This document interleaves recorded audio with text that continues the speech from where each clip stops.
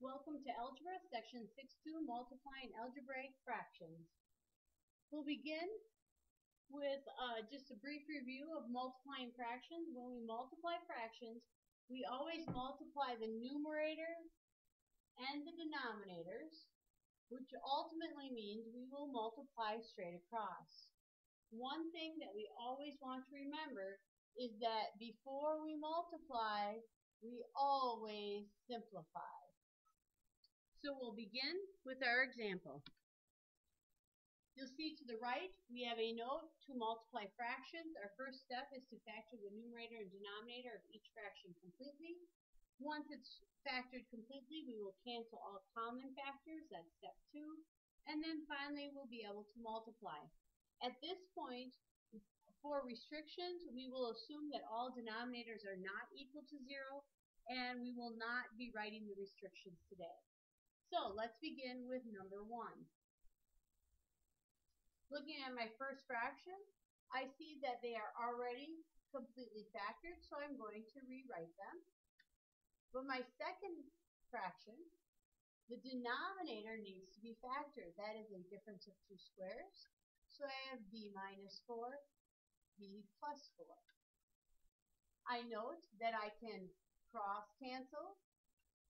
So I cancel b plus 4, and I can also cancel the b and the b squared.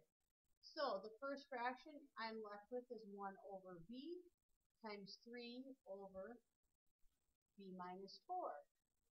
Now, to simplify, we will actually multiply these out. 3 over b times the quantity, b minus 4. When I look, everything is completely factored. All factors that could be canceled have been.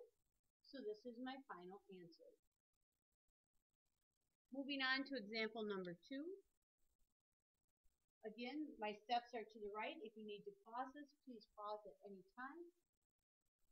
So we will begin. When I look at the first one, I have 10 x to the 4th. And then the denominator, I take out the GCF of 6. I'm left with x minus 2.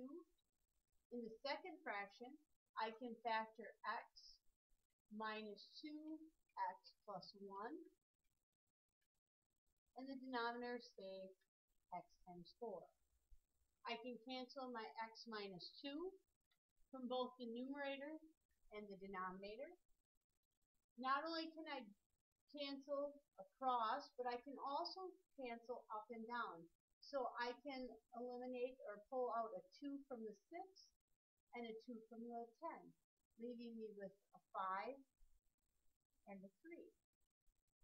And then looking at my x here, I can cancel this x, I can cancel this, so that becomes x to the 3rd.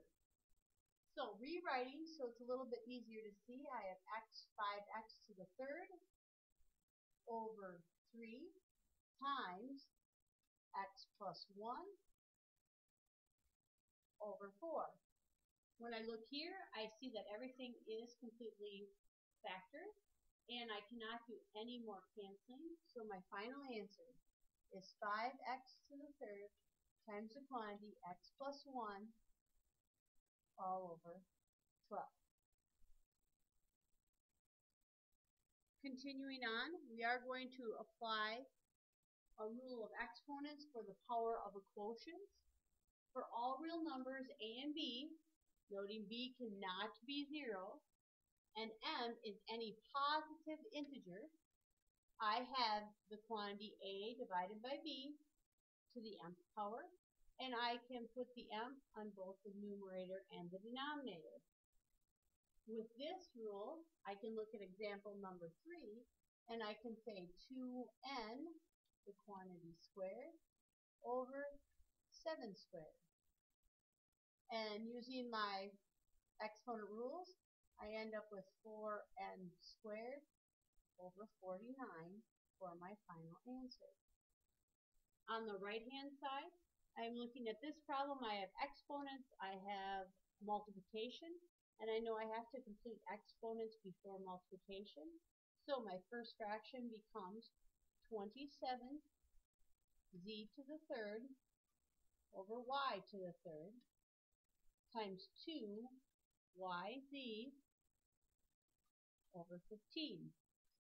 I can now cancel. When I cancel here, I have my y cancels here. This becomes y squared. I can factor out a 3 from 15, leaving me with a 5 and a 9 here in the numerator. And I'm going to clean this up so I can see this a little bit better. I have 9z to the third times z over y squared times 5. I check one more time to see if it's completely factored and if I can cancel any further. I cannot, so I can finalize this. My final answer would be 9z to the fourth over 5y squared.